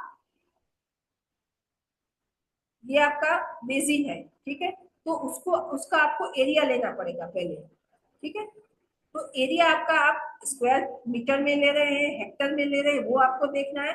उसपे जो आपका एवरेज एनुअल रेनफॉल है वो आप किस यूनिट में ले रहे हैं, मिलीमीटर में ले रहे हैं, इंच में ले रहे हैं, तो ये दोनों का जो यूनिट है वो इक्वल होना चाहिए। ये दोनों का मल्टीप्लीकेशन आपको पी देगा, मतलब प्रेसिपिटेशन देगा, और ये प्रेसिपिटेशन के साथ जब आप कोफिशिएंट को जोड़ते हैं तब आपको आपका ये पी इंटू कोफिशिएंट है वो आपको आपका रन ऑफ देगा। ठीक है ना? तो इतना कैलकुलेशन करने के बाद ये आपको मिलेगा, लेकिन यहाँ पे इंपॉर्टेंट चीज है कि आपको यूनिट जो आप ले रहे हैं कैलकुलेशन में उस पे आपका फोकस होना चाहिए। उसके बारे में आपको वो एक ही सिंगल यूनिट से ही दोनों को मल्टीप्लाई करना है। शिवाली हाजिर है। जी शैलेश भाई। आपका जो क्वेश्चन था कि तालाब भरता नहीं है तो क्या ये रेनफॉल पैटर्न इसके लिए रिस्पॉन्सिबल है? तो देख लीजिए बार्लोस के मेथड में मान लीजिए कि आपका कैचमेंट टाइप जो था वो सी टाइप का है, तो अगर वो लाइट रेन होता है तो 16% के का वैल्यू आएगा। अगर वो कंटिन्यूस डाउनपोर टाइप का है तो 32 आएगा। तो डेफिनेटली आप समझ के चलिए कि ये बारिश किस तरह का हुआ है उसके ऊपर है। जैसे इस बार बहुत भुज में अगर आप वॉल्यूमेट्रिकली देखें तो बारिश की क्वांटिटी बहुत हुई है, लेकिन बहुत मतलब कंटिन्यूस डाउनपोर वाला सिचुएशन अभी तक नहीं बना है। तो इसलिए हमारा जो हमेशा तालाब है उसमें बहुत पानी नहीं आया है। पानी ओवरलैंड फ्लो जनरेट हुआ था इसलिए कुछ पानी आया है, लेकिन बहुत नहीं आया है। तो ये एक था। और तो अजय, वो जो हमीरसर तालाब है उसका कैचमेंट एरिया किस टाइप, कौन से टाइप वाले में वो अभी रहने देते हैं, वो अपने आप में आएगा? तो दो तीन कैचमेंट का मिलान है उसमें। जब आप यहाँ पे आएंगे तब आपको कैचमेंट पे दिखाने ले जाएंगे उसका। लेकिन आपका जो क्वेश्चन था उसको मैं बता रहा हूँ कि हाँ ठीक है, आपका तालाब भरा नहीं भरा वो टाइप ऑफ रेनफॉल के ऊपर डिपेंड करता है। कभी कभी कंटिन्यूस डाउनपोर वाला एक बारिश आ गया तो आपका बहुत ओवरफ्लो जनरेट हो गया तो ये भर सकता है। अजय, आपका क्वेश्चन था कि वहां पे प्रीवियस स्लाइड्स में तो बताया गया है कि पी और उसके साथ के को जोड़ देना है। प्रीवियस प्रीवियस ओके, यहाँ पे आपको देखेगा कि ये के का वैल्यू कहाँ से निकालना है। तो के का वैल्यू है वो बार्लोस ने एक टेबल दे दिया है, दो पैरामीटर से आप आपका के का वैल्यू निकाल दो। आपको रेनफॉल टाइपोलॉजी आपका पता होना चाहिए और आपको कैचमेंट का कैरेक्टर पता होना चाहिए। Rainfall typology largely judgement value नहीं होती है, लेकिन मैं मान के चलता हूँ कि कैचमेंट का कैरेक्टरिस्टिक है लार्जली या judgement value. Based on that आपका काम हो जाएगा।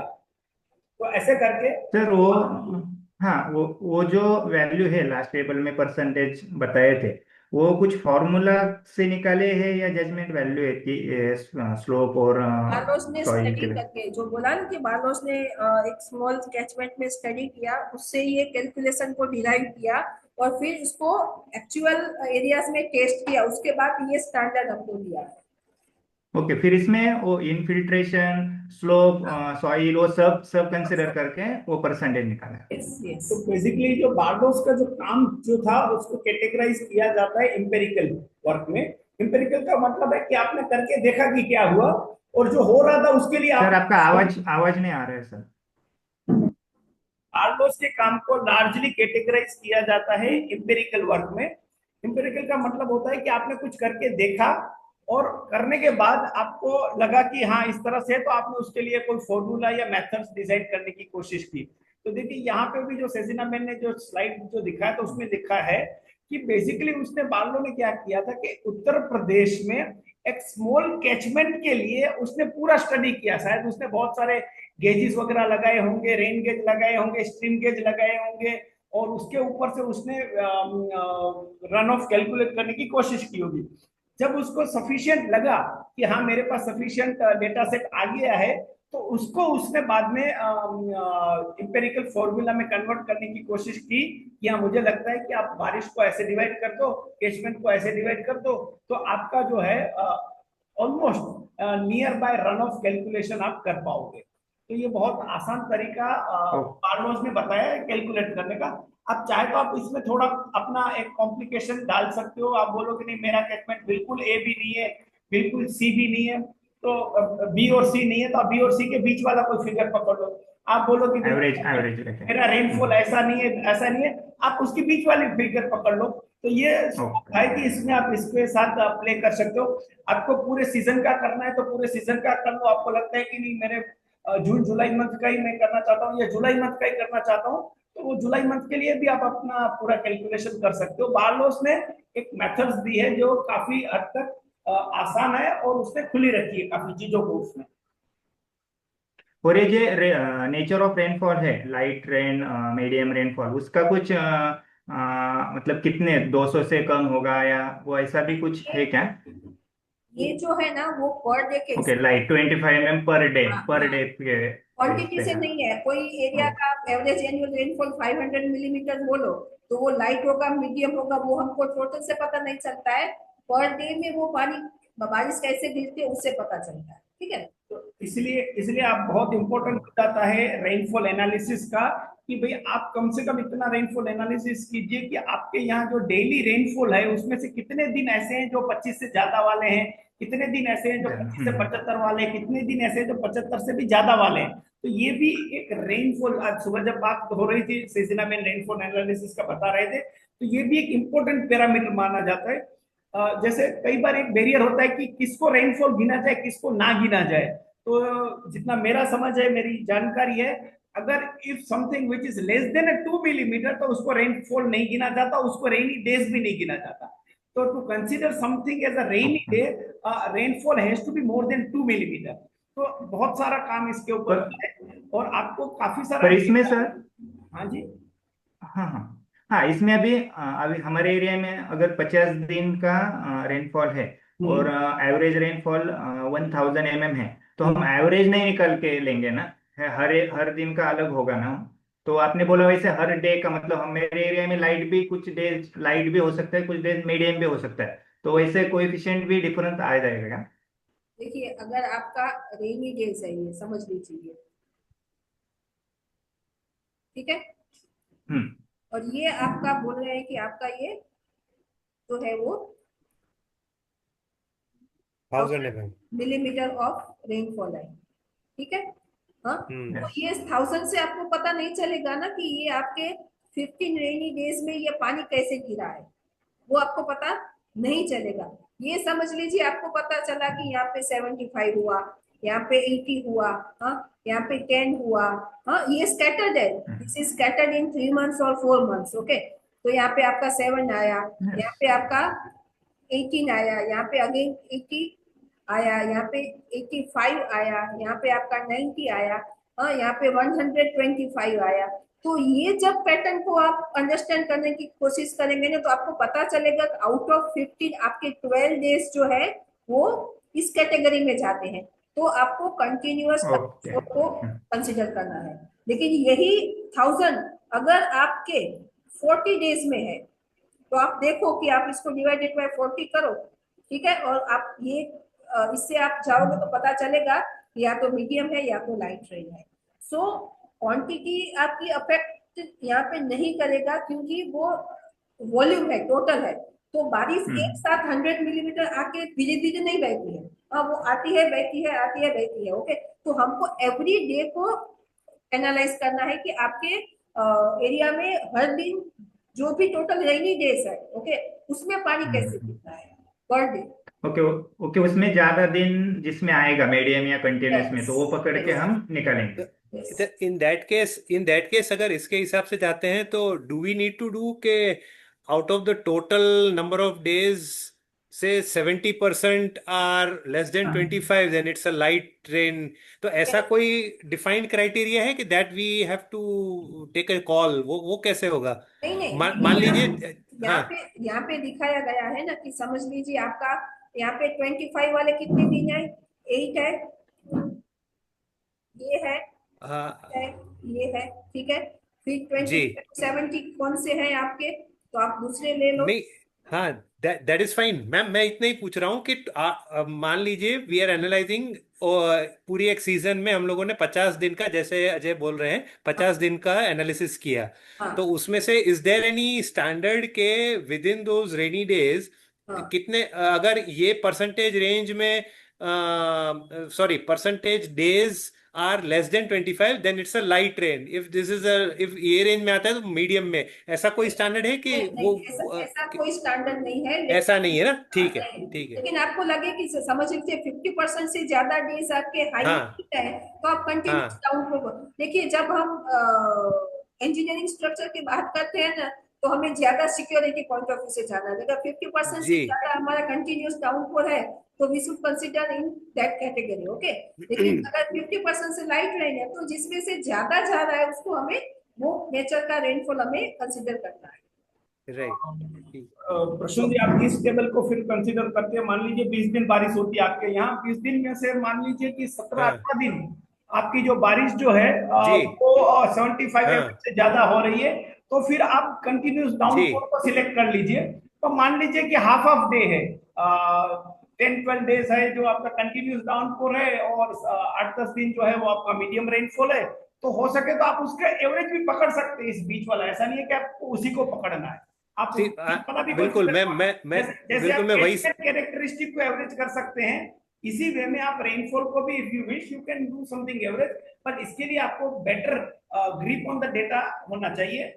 बारलोज आपको रोकता नहीं है। बारलोज ने 7 से लेके 81 तक के में कुछ एक जनरल फिलोसॉफिकल अंडरस्टैंडिंग बताई है। नहीं, that is fine, that I got in. मैं तो ये समझ रहा था कि do we have any standards के अगर within a given range of days हमारा अगर इतने परसेंटेज में, अगर इस रेंज में नंबर ऑफ डेज होते हैं तो इसको लाइट रेन की सीजन कही जा सकती है, मीडियम रेनफॉल की सीजन कही जा सकती है। मैं was just trying to understand that. नहीं, ऐसा नहीं, ऐसा ऐसा नहीं है। So we have to take a judgemental call yes based, वो यस स्टैंडर्ड नहीं होगा मेरे हिसाब से। 50% कैन गो, मैं गिनूंगा कि 50% मीडियम रेनफॉल में है, तो अजय गिनेंगे कि भाई मीडियम मेरे लिए जो है वो रेंज में नहीं है, मेरे लिए ये रेंज में मीडियम रेनफॉल जा रहा है। सो वो इंडिविजुअल, वो स्टैंडर्डाइज यूनिवर्सल कहीं वो नहीं है। That is what I am trying to understand. Yes. ठीक है, ठीक है। मेरी सिर्फ इतनी रिक्वेस्ट है कि आप डेटा को एनालाइज कीजिए और डेटा से एक जजमेंट निकालने की कोशिश कीजिए। जी जी और जी। Try to avoid your gut feeling into this, कि मेरी गट फीलिंग है कि यहाँ तो कम बारिश होती है तो मैं लाइट ही पकड़ लूं, ऐसा मत कीजिए। नहीं, मैं डेटा को लेकर, एनालाइज कीजिए। नहीं बिल्कुल बिल्कुल, मैं डेटा के एनालिसिस के बाद वाला स्टेप सोच रहा हूं कि मैंने 50 दिन का एनालाइज किया, उसमें से there is no standardised method which says कि अगर आपका 50 दिन में से इतने 25% अगर नंबर ऑफ डेज आर दिया तो आपको लाइट रेन में जाना चाहिए, मीडियम रेन में जाना चाहिए, ऐसा कोई स्टैंडर्ड नहीं है। मैं डेटा एनालिसिस के बाद की बात कर रहा हूँ। I got your point, I got your point. लेकिन जी वहां पे आपने देखा होगा there is P into K। P जो है वो हाँ, रेनफॉल है, वो इट्स एवरेज एनुअल रेनफॉल है। आपको रेनफॉल पकड़, रेनफॉल एवरेज एनुअल नहीं है, रेनफॉल, वो ठीक है, एरिया में गिरती बारिश की क्वांटिटी है। हाँ, ये गलत मत करना, वो ठीक है। मीटर वहां पे मत लिख देना। ओके, हाँ हाँ, वो मिलीमीटर से क्यूबिक क्यूबिक मीटर। मीटर में कैसे कन्वर्ट करना है ये आज का विषय नहीं है। नेक्स्ट टाइम आपसे पूरा नहीं नहीं, मैटर दैट इज करवा फाइन, लेंगे। ओके। शैलेश भाई, कुणाल को कुछ क्वेश्चन है। हाँ हाँ हाँ, बोलिए। वही अभी हमारा ध्यान गया, हमने कोई स्क्रीन चेंज किया इसलिए। हाँ बोलिए जी, कुणाल जी। तो सर मेरा क्वेश्चन था कि जब हम एक वाटर शेड एरिया देखते हैं, आवाज आ रही है? हाँ जी, हाँ हाँ हाँ, जी। बोलिए बोलिए। हाँ हाँ, तो सर एक जब हम वाटर शेड एरिया देखते हैं, बेसिन देखते हैं, तो फिर हमें ऐसा देखना पड़ेगा क्या, ABCDE ये कैटेगराइज करेंगे हम लोग उसको, और फिर उसमें जो रन ऑफ होगा तो रन ऑफ हम लोग सब ऐड करेंगे हर एक एरिया का to get overall run off the water shade.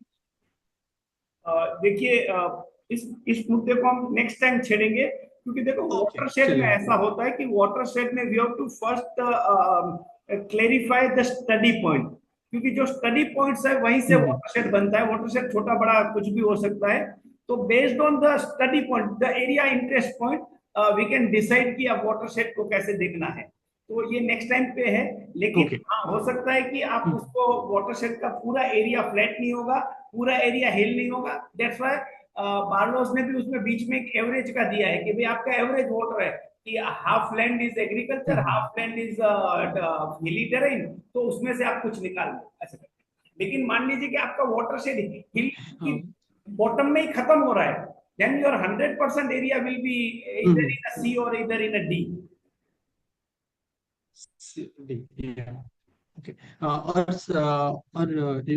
Shailesh bhai, जब हम लोग रेनफॉल गिनने की बात कर रहे हैं, तो सपोज जैसा सजना मैम ने कहा कि कच्छ में 2008 तक एक रेनफॉल का पैटर्न दिख रहा था और उसके बाद एक पैटर्न दिख रहा है।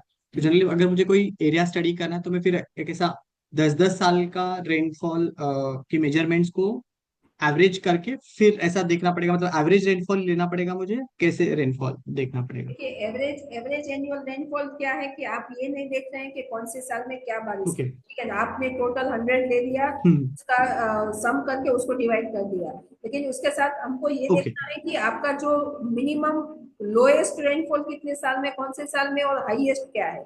तो जब आप वो ओके। देखेंगे ना कि जैसे मेरा एवरेज 400 आ रहा है, लेकिन मेरे पिछले कुछ साल है जिसमें मेरा रेनफॉल जो है 450 या 500 जा रहा है, दैट मीन्स कि कुछ पैटर्न जो है वो रिसेंट ईयर्स में चेंज हुई है।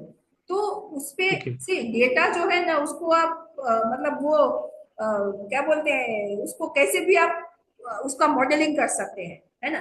तो अगर आप उस पर फोकस करेंगे तो आपको पता चलेगा कि एक्चुअली वो जो एवरेज एनुअल रेनफॉल के पैटर्न कंटिन्यूसली मतलब फॉलो हो रही है या रिसेंट ईयर्स में कुछ चेंज हो रहा है।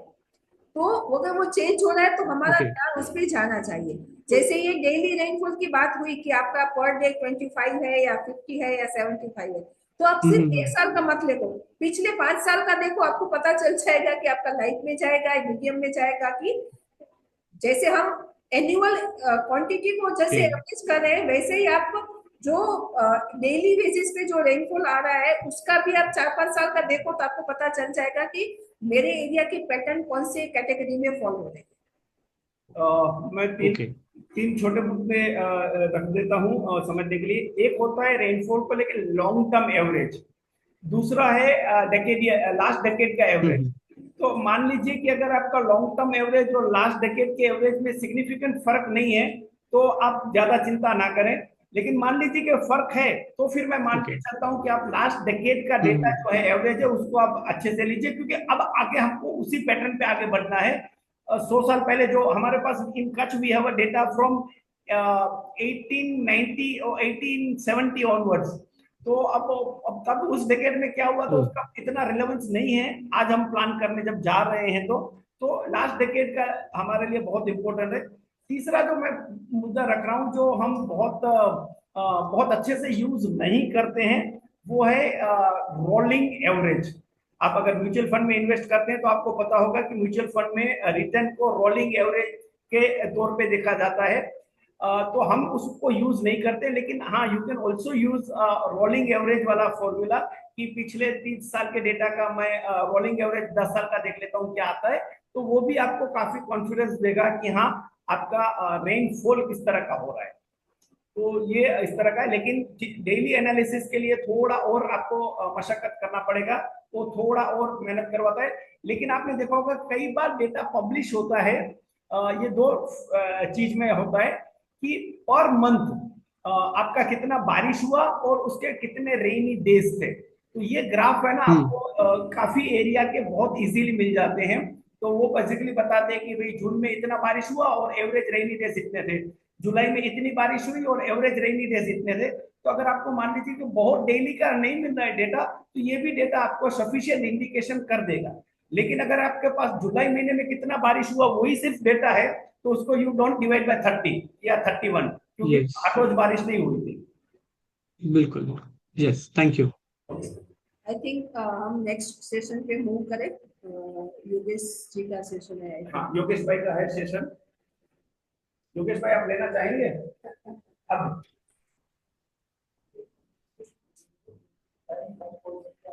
काफी कम परसेंट, हाँ लेकिन 45 मिनट्स है ना अभी 15 मिनट मुझे और से ओ आप तो सर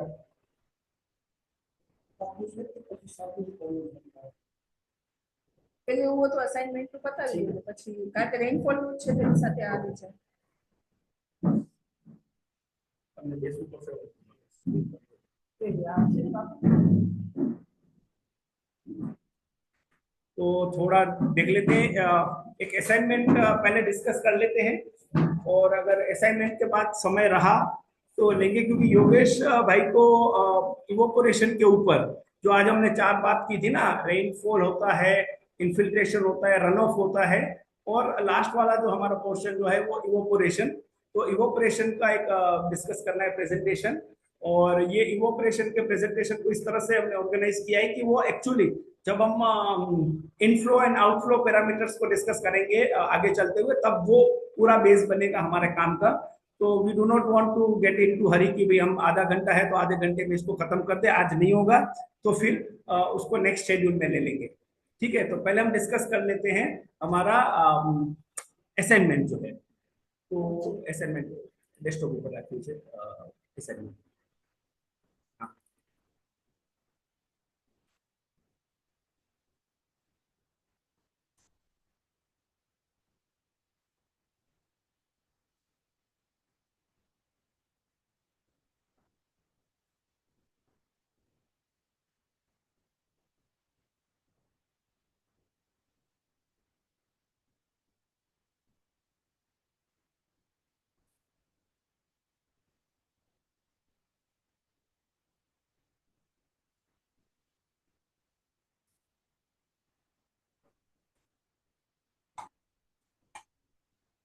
तो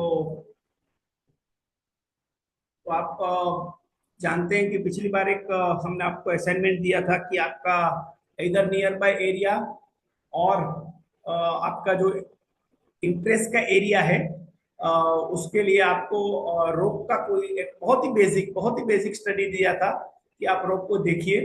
और मैं मानता हूं कि शायद ये जो आपने काम जो किया, जिस तरह से रॉक को देखा, मेरे ख्याल से शायद कई लोगों ने इस तरह से रॉक को देखना पहली बार हुआ होगा। तो अब इस बार फिर से एक हम असाइनमेंट लेके आए हैं, असाइनमेंट नंबर 2। होपफुली आपको एक पीडीएफ फाइल स्क्रीन पे दिख रही है।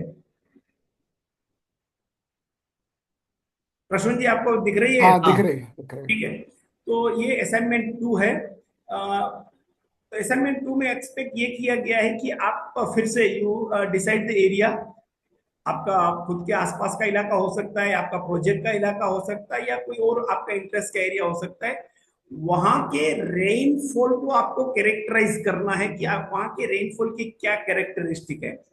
वो इसलिए हम कर रहे हैं क्योंकि एज अ वाटर प्लानर जब हम कुछ भी काम करेंगे तो rainfall, because it's only largely and I think only fresh water input जो एनुअल बेसिस पे हमको मिलता है। The good thing is that it's we are receiving it on annual basis. तो अगर हमें कुछ भी करना है तो रेनफॉल को बहुत अच्छे से समझना होगा। कई बार हम बहुत क्रूड वे में रेनफॉल को समझ लेते हैं, डिस्क्राइब कर लेते हैं और हमारा काम भी हो जाता है। लेकिन हम चाहते हैं कि आप थोड़ा इसको और डिटेल करें, ताकि एज अ जब हम पूरी ग्राउंड वाटर के प्लानिंग की जब बात करेंगे तब इन चीजों को उसमें हम अच्छे से ले ले।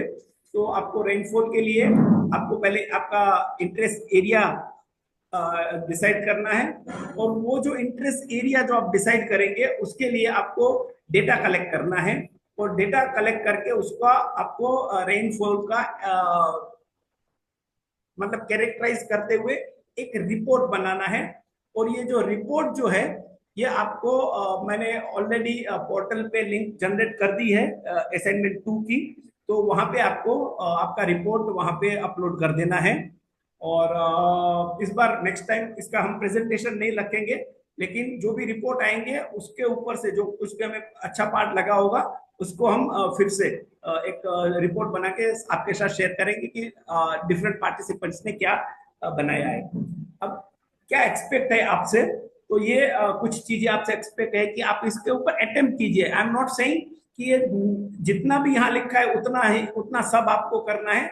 आपको जो कुछ भी मिल सकता है आप उसको करने की कोशिश कीजिए।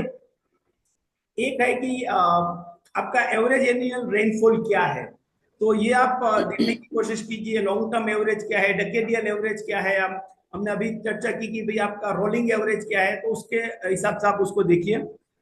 दूसरा है कि जो कुछ भी जो बारिश होती है उसमें बहुत वेरिएबिलिटी होती है, ईयर टू ईयर काफी वो बारिश वेरी करती है। तो उसके लिए स्टैंडर्ड डेविएशन या कोफिशिएंट ऑफ वेरिएंस के परसेंटेज है वो कैलकुलेट कीजिए और ट्राई टू सी कि उसका क्या मतलब बनता है, जो आज हमने डिस्कस किया उसके संदर्भ में। तीसरा चाहते हैं कि आप थोड़ा एनालिसिस करिए कि within the season what is the distribution of rainfall. कई बार you will able to get a daily data, तो आप काफी चीज कर सकते हैं। अगर नहीं कर सकते हैं तो वीकली डिस्ट्रीब्यूशन काफी बार डेटा अवेलेबल हो जाते हैं, आप कर सकते हैं। मंथली भी काफी इजीली, मंथली के तो शायद आपके ग्राफ्स भी मिल जाएंगे, तो वो आप डिराइव कर सकते हैं। और उसके ऊपर से आप देखिए कि आपके इलाके के क्या किस तरह के हैं, रेनफॉल कितना है और उसमें डेज कितने हैं। ये दोनों हमारे लिए काम के, क्योंकि आगे चल के शायद यही इलाके का कोई वाटरशेड आपको आपके पास से डिजाइन करवाएंगे और वाटर डिलीनिएट करवाएंगे और उसी का हम शायद कैलकुलेशन करेंगे। Then at that time you will be able to do a better run off calculation. तो उस सेंस में ये थोड़ा डेटा है। वेट एंड ड्राई स्पेल किस तरह के होते हैं आपके यहाँ, वेदर कंटिन्यूस वेट स्पेल है या अल्टरनेट वेट ड्राई स्पेल्स है, और you have a very long dry spells. मैं जैसे आपके साथ शेयर करूं, कच्छ की मैं बात करूं, तो कच्छ में हमने ये देखा है कि लार्जली बारिश के दिनों में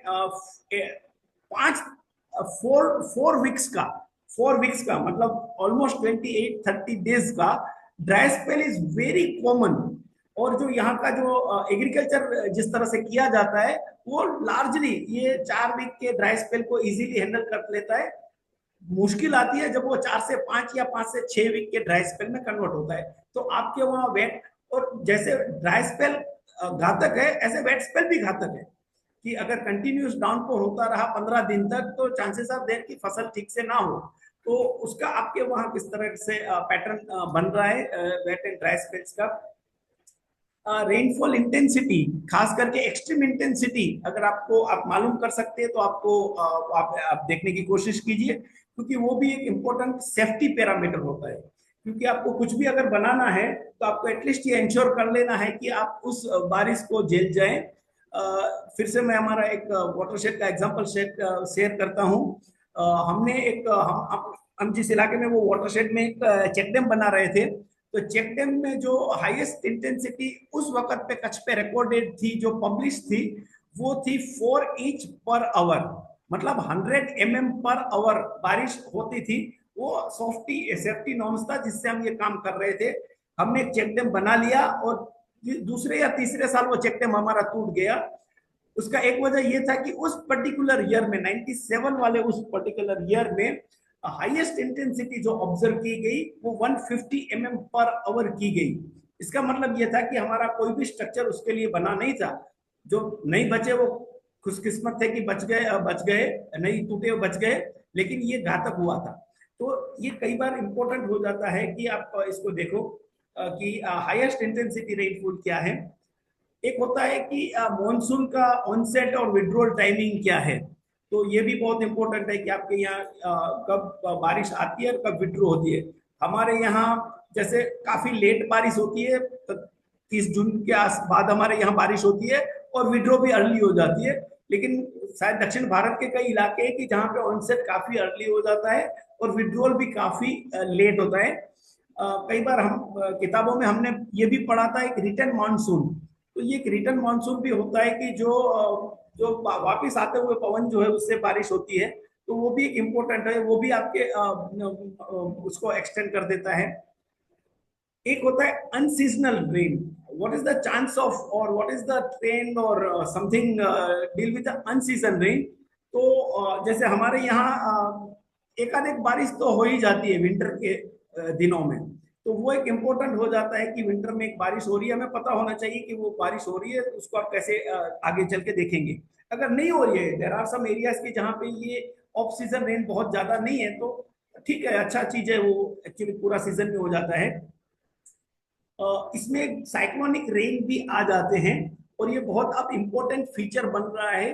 क्योंकि हमने देखा है कि मैं कच्छ की और गुजरात की बात करूं तो 1998 से पहले कितने साइक्लोन आए थे वो किसी को याद नहीं है, किसी को पता नहीं है। शायद मैं तब ऑलरेडी 1998 में 25-26 साल का हो चुका था, लेकिन मैंने एक भी साइक्लोन नहीं देखा था।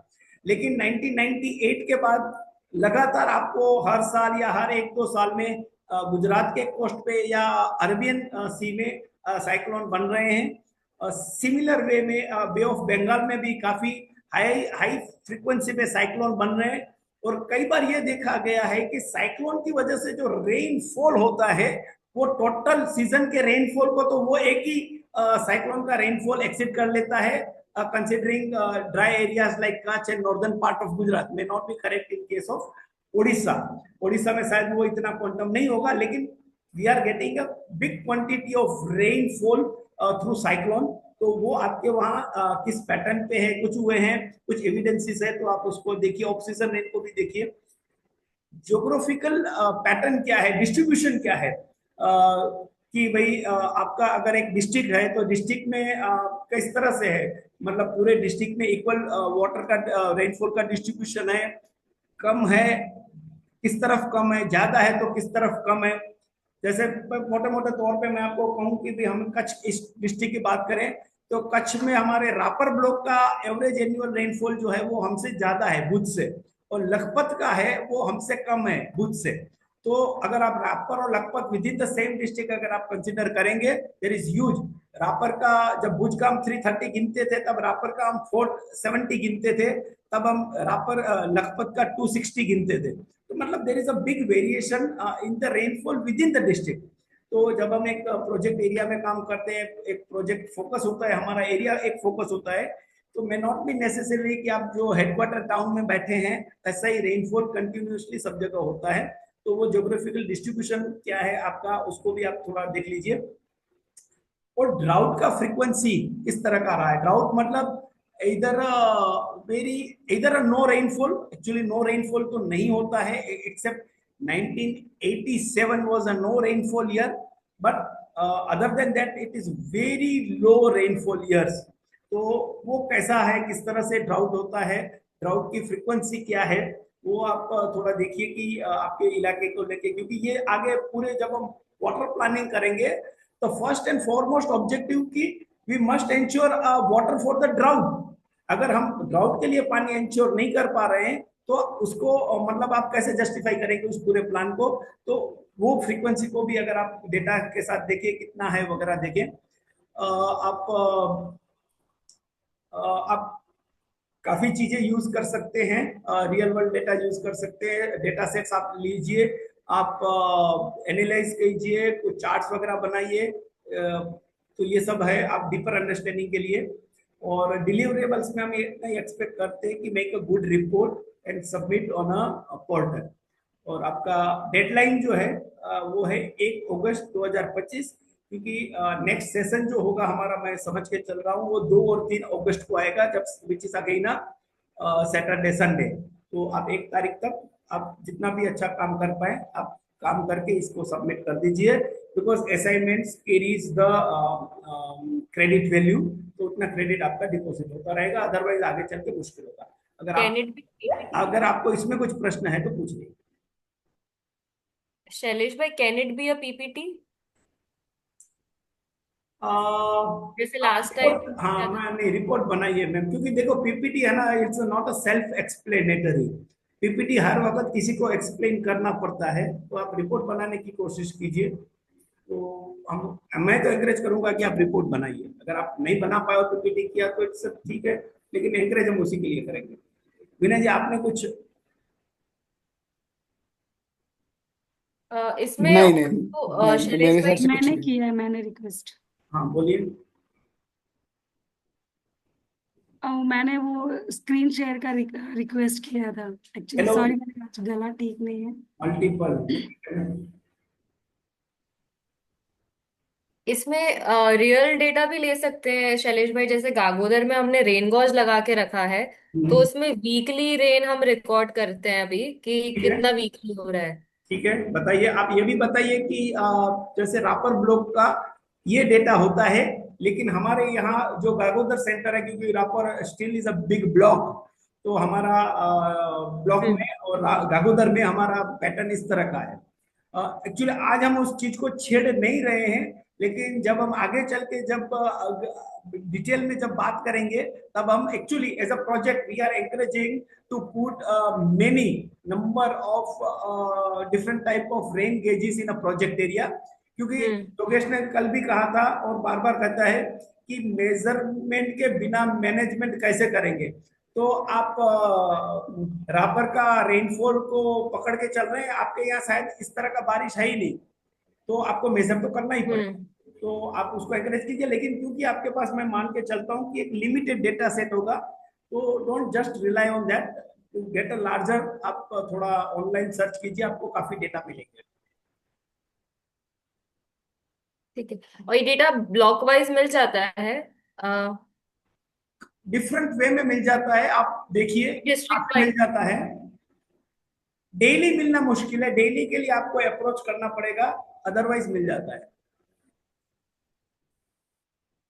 या फिर ये भी होता है, या फिर ये भी होता है कि जैसे आपको रेडीमेड एनालिसिस भी मिल जाए, कि भाई आप उसको पूछो किसी को, आप डेटा सेट में सर्च करो, कोई आपको एक रापर का मेट्रोलॉजी का रिपोर्ट मिल जाए, तो रापर के मेट्रोलॉजी रिपोर्ट में यही चीजों को डिस्कस किया होगा, because rainfall is a important aspect of the metrology. तो यही चीजों को उन्होंने ज्यादा डिस्कस किया होगा, तो उसी से भी आ सकता है। इट्स नॉट नेसेसरी कि आप एक्चुअल डेटा लेके कैलकुलेट करो, बट द ओवरऑल ऑब्जेक्टिव ये जो बताया गया है, तो ऑब्जेक्टिव इज दिस कि भाई आप जो है वो आपको डीपर अंडरस्टैंडिंग आपके रेनफॉल आपके एरिया के बारे में आए, ताकि जब हम उसको प्लान सॉरी, करेंगे तो मैं आप डिस्कनेक्ट इजीली हो हो कि गई। उसका क्या इम्पैक्ट, उसका क्या मतलब हम करने की कोशिश कर रहे हैं। ये पीडीएफ मैं ठीक है, शेयर ठीक कर है। दूंगा, ग्रुप में शेयर कर दूंगा कुछ समय के, मैं घर जाने के बाद ग्रुप में प्रेजेंटेशन और ये पीडीएफ शेयर कर दूंगा। लेकिन ये पीडीएफ ऑलरेडी मैंने पोर्टल पे भी डाल दी है, जहाँ पे आप स्टडी मटेरियल देखते हैं, और असाइनमेंट का लिंक अपलोड करने का भी प्रोविजन मैंने कल ही क्रिएट कर दिया है। हाँ पूछिए। सर बस मैं वही बोल रही थी कि हम लोग जैसे डीपीआर बनाते हैं तो उसके अंदर हम लोग 30 इयर्स का डेटा कलेक्ट करते हैं, लास्ट 30 इयर्स का, और उसके अंदर फिर जैसे यहाँ की जो ज्योग्राफी है, जो जो रेनफॉल का पैटर्न है, उसके बारे में एनालिसिस लिखते हैं। तो मुझे लगता है उसी से मिलता जुलता कुछ असाइनमेंट आपने यहाँ पे ठीक। दिया है। हाँ, मैं दो दो मुद्दों को बताता हूँ। जब हम डीपीआर बनाते हैं तो डीपीआर में बहुत सारे एक्चुअली पैरामीटर्स या एक्टिविटीज इन्वॉल्व होती है, जिसमें से एक है रेनफॉल। तो क्या होता है कि उसमें आप काफी एवरेज डेटा के साथ प्ले कर लो तो चलता है, बिकॉज आपके पास लिमिटेड रिसोर्सेस है, लिमिटेड टाइम है जिसमें आपको ये करना है। लेकिन ये जो पर्टिकुलर असाइनमेंट है उसमें आपको सिर्फ रेनफॉल को ही करना है। तो जितना बेटर, जितना you can dig a deeper, तो वो मुझे लगता है कि आपको आपके एरिया के रेनफॉल समझने में बड़ा मदद करेगा। तो जैसे डीपीआर में आपने एक रेनफॉल वाला कुछ डाल दिया लखान, और उसका कुछ एवरेज डेटा डाल दिया, तो आप ऐसा मत कीजिए, थोड़ा डिग डीपर। Sure sir. और ऑलरेडी 1:05 बज गए हैं, तो मैं नहीं मानता कि योगेश भाई का जो इवोपरेशन वाला प्रेजेंटेशन जो है वो हम कर पाएंगे। तो इवोपरेशन वाला जो प्रेजेंटेशन है वो कोई नेक्स्ट प्लान में इसको हम एम्बेड करेंगे। तो नेक्स्ट 2 दिन का जब प्लान शेयर करेंगे तो विल ट्राई टू सी कि इसको कैसे, क्योंकि हमने ऑलरेडी एक ड्राफ्ट प्लान बना लिया है, अब we have to carve out some time from that. AV Joshi sir के प्रेजेंटेशन अगर मिल सकते हैं तो प्लीज शेयर कीजिएगा। बस वीडियो तो वही है। आप 2 प्रेजेंटेशन के लिए हमने जी। योगेश भाई से बात, हम योगेश भाई को एक्चुअली है ना कल या परसों जोशी साहब का फोन आया था। वो अपने प्रेजेंटेशन को जी जी जैसा जिस तरह से आपका डिस्कशन हुआ था ड्यूरिंग द लेक्चर, तो उसको थोड़ा रीऑर्गेनाइज कर रहे हैं, and he is very sure कि ओके हम वो भेजेंगे। लेकिन वो मतलब जब भेजेंगे तो तुरंत हम आपको शेयर कर देंगे, लेकिन अभी तक भेजा नहीं है। तब हाँ और भेजेंगे योगेश बिल्कुल। कंटिन्यूस शायद वो बोल रहा है अगर मैं बड़ौदा जाऊं तो उसके पास बैठ के मैं कॉपी करके आ जाऊं, लेकिन टेलीफोनिकली पुश करना थोड़ा मुश्किल है। और डॉक्टर नहीं नहीं विक्रांत ठीक है। जैन और उनके डॉक्टर विक्रांत जैन या और उनके सहयोगी ने जो प्रेजेंटेशन किया था वो भी is in process to acquire. The moment वो आएगा वो हम ग्रुप में ठीक शेयर है करेंगे। लेकिन फिलहाल आपको बिल्कुल वीडियो बिल्कुल डाल दिया है, और 2 दिन में इसके थोड़े बिल्कुल। बेटर मतलब कटआउट वीडियोस भी आपको शेयर कर दिए जाएंगे। जी जी जी आई ठीक है, थिंक मैं शेयरिंग लिंक लिंक कर पे भी देता हूँ। शेयर हो जाएंगे तो भी काम हो जाएगा। हाँ, बिल्कुल डन। डन। तो अब और कुछ ज्यादा ठीक है तो आज का दिन यहाँ एंड करते हैं। आधा घंटा सबको बेनिफिट मिल गया, फ्री। तो enjoy more more more time of Sunday. Yeah, time to celebrate. सही है। वो Bye. पिंक योगेश पिंक रसून ब्लू रसून जी के, हाँ पिंक हो गए, अब ब्लू से पिंक हो गए। ब्लू पिंक चलिए। कलरफुल विपजर वो जो भी बोलो। और इधर तो तीज का माहौल चल रहा है, तो यहाँ पे तो आज बहुत कलरफुल है चीजें। तो एनीवे ठीक है चलो, तो वी ओके। लीव द अब ये मीटिंग। बारिश में सब बह जाने वाला है। आज आज मेरी हालत वो 12वें खिलाड़ी जैसी थी, हो गई। वो ओपनिंग बैट्समैन ने बैटिंग खत्म ही नहीं किया तो मेरा नंबर आया ही नहीं। मैं नेक्स्ट मैच में ओपनिंग बैटिंग करने आऊंगा।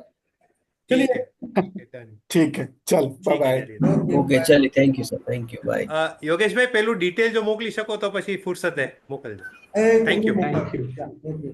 Thank you.